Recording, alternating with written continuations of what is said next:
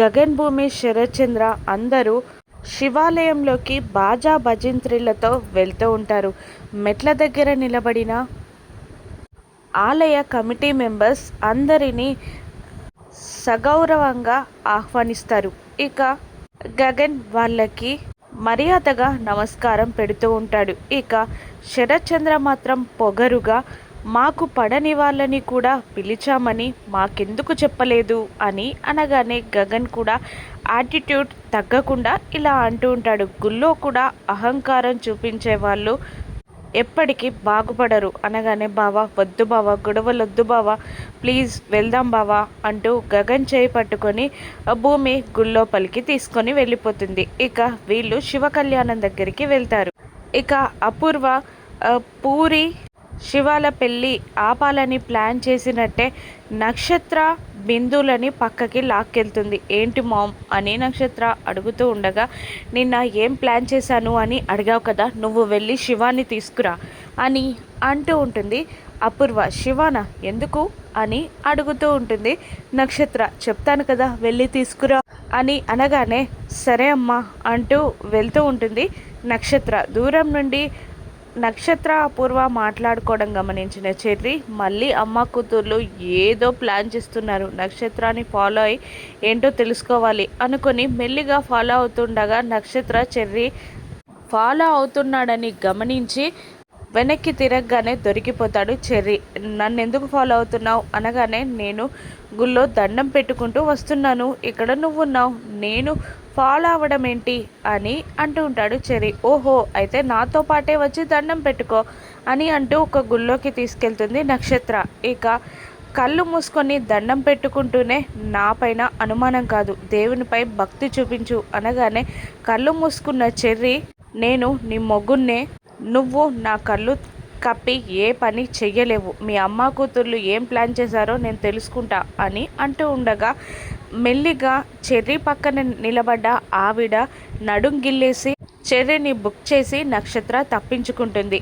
దాంతో ఆవిడ ఏంట్రా గుళ్ళో ఈ పనులు, నా నడుం గిల్లడం ఏంటి, నువ్వు నా మొగున్వేంటి అని అంటూ అందరూ కలిసి చెర్రీని చితకబాదుతూ ఉంటారు. చెర్రీ కూడా మెల్లిగా తప్పించుకుంటాడు. మరోవైపు కళ్యాణం దగ్గర శివ కనిపించకపోయేసరికి కంగారు పడుతూ ఉంటుంది భూమి. అప్పటికే నక్షత్ర వచ్చి శివాని అక్కడి నుంచి తీసుకొని వెళ్ళిపోతుంది. ఏంటి మేడం అంటూ ఉండగా మా మమ్మీ నిన్ను తీసుకురమ్మంది అని అంటూ శివాని అపూర్వ దగ్గరికి తీసుకెళ్తుంది నక్షత్ర.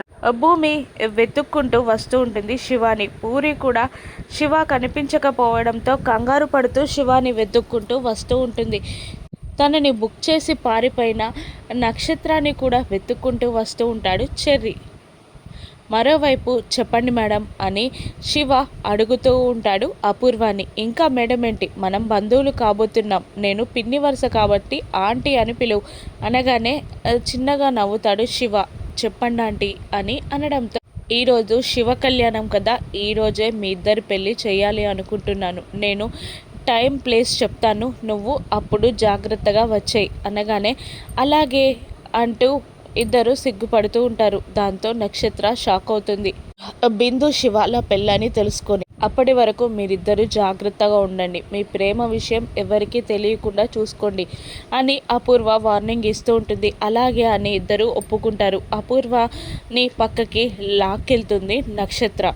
బిందుని కూడా జాగ్రత్తగా ఉండమని చెప్పి పంపించేస్తుంది అపూర్వ. ఏంటమ్మా ఏంటి వీళ్ళిద్దరి పెళ్ళేంటి, నువ్వు ప్లాన్ చేయడం ఏంటి అని అంటూ ఉండగా చెప్పాను కదా శివరాత్రి రోజు ఒక జంట కలుస్తుందని మరొక జంట విడిపోతుందని అని అనగానే అర్థం కానట్టు ఫేస్ పెడుతుంది నక్షత్ర. కలవబోయే జంట శివ బిందు. దాంతో పూరి పెళ్ళి ఆగిపోతుంది. పూరి పెళ్లి పెద్దగా నిలబడిన భూమిని గగన్ అసహించుకొని వదిలిపెడతాడు అని అనడంతో వా సూపర్ ఐడియా మామ్. ఆ భూమి గగన్ బావని వదిలిపెట్టగానే చెర్రీని వదిలించుకొని నేను గగన్ బావని పెళ్లి చేసుకుంటాను అని అనడంతో అసహనంగా ఫీల్ అవుతున్న అపూర్వ సరే మనం ఇక్కడ ఎక్కువసేపు ఉంటే డౌట్ వస్తుంది పద అంటూ ముందుకి నడుస్తూ ఉంటుంది అపూర్వ. నక్షత్ర కనబడిందా అని చెర్రీ, శివ కనిపాడా అని భూమి ఇద్దరు ఒకరినొకరు అడుక్కుంటారు. కానీ కనిపించకపోయేసరికి మళ్ళీ వెతుక్కుంటూ వెళ్తూ ఉంటారు. ఇక బిందు, శివ ఇద్దరు మాట్లాడుకుంటూ ఉంటారు. ఇక డల్గా ఉన్న శివాని, ఏమైంది శివ, ఈరోజు మన పెళ్ళని తెలిసి కూడా సంతోషంగా లేవు అంటూ ఉండగా ఒక్కసారిగా తన మీద ఒట్టు పెట్టుకొని భూమి చెప్పిన మాటలు గుర్తు తెచ్చుకొని బాధపడుతూ ఇలా అంటుంటాడు శివ.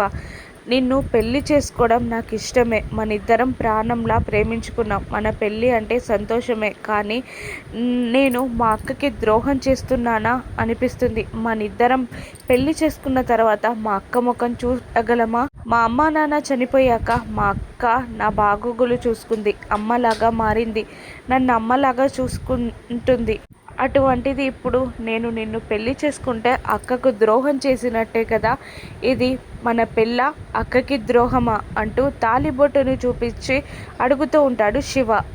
ఇక కన్ఫ్యూజ్గా టెన్షన్ పడుతూ ఉంటుంది బిందు. అప్పుడే ఆ మాటలన్నీ విన్న అపూర్వ శివ చేతి నుండి తాలిబొట్టు లాక్కొని, మీ అక్క గొప్పదే, నిన్ను అమ్మలా చూసుకుంది, కానీ నువ్వు బిందు ప్రేమించుకుంటున్నారని చెప్పగానే ఏం చేసింది? అయ్యో, నువ్వు ప్రేమించింది పూరిని అనుకొని పెళ్లి ముహూర్తాలు పెట్టించానే, సారీరా అని చెప్పి బిందుతో నీకు పెళ్లి చేయడానికి ఏర్పాట్లు చేయాలి, కానీ పూరినే పెళ్లి చేసుకోమని అంటుందా? ఏ అమ్మాయినా కొడుకు జీవితాన్ని నాశనం చేస్తుందా? నీ ప్రేమ విషయం తెలియగానే తన జీవితం తాను చూసుకుందే తప్ప నీ ప్రేమ గురించి పట్టించుకుందా? నీ గురించి పట్టించుకుందా?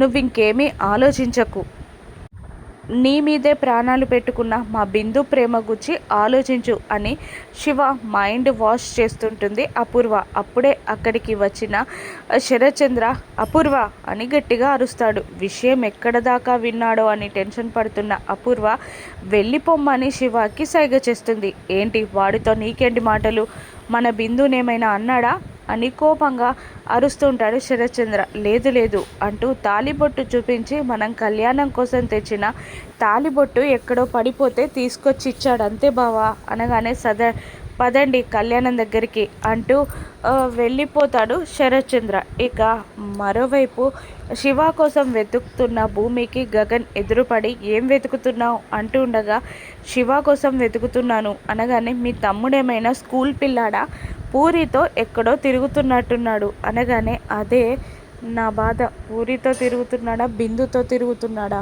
అని మనసులో అనుకుంటూ ఉంటుంది భూమి. మనం కూడా కొత్త దంపతులమే కదా, ప్రదక్షిణలు చేసి దండం పెట్టుకుందాం పదా అని అంటుండగా, అది కాదు బావా, వాళ్ళు కాబోయే దంపతులు కదా, వాళ్ళని అలా ఒంటరిగా వదిలిపెట్టద్దు, చిన్న పిల్లల్లాగా చూసుకోవాలి అని అంటుండగా, పాత చింతకాయ ముచ్చట్లు పక్కకు పెట్టు, నువ్వు వస్తావా లేదంటే ఎత్తుకొని 3 ప్రదక్షిణలకి బదులు 33 ప్రదక్షిణలు చేయనా అని బెదిరించడంతో సరే అంటూ గగన్తో సంతోషంగా ప్రదక్షిణలు చేస్తూ ఉంటుంది భూమి. ఇక వాళ్ళు గుళ్ళోకి వెళ్ళగానే గగన్ గంట కొట్టి ముందుకి నడవగా, గంట కొట్టడానికి గంట అందక అవస్థ పడుతూ ఉంటుంది భూమి. ఏంటి అన్నట్టు వచ్చి కళ్ళతో సైగ చేస్తూ ఉంటాడు గగన్. గంట అందట్లేదు అని కళ్ళతో చూపిస్తూ ఉంటుంది భూమి. దాంతో భూమి ముందు మోకాళ్ళపై కూర్చొని ఒక మోకాలు భూమి ఎక్కడానికి వీలుగా పెట్టి తన చెయ్యి అందిస్తాడు. గగన్ కాలుపై ఎక్కి గంట కొడుతుంది భూమి.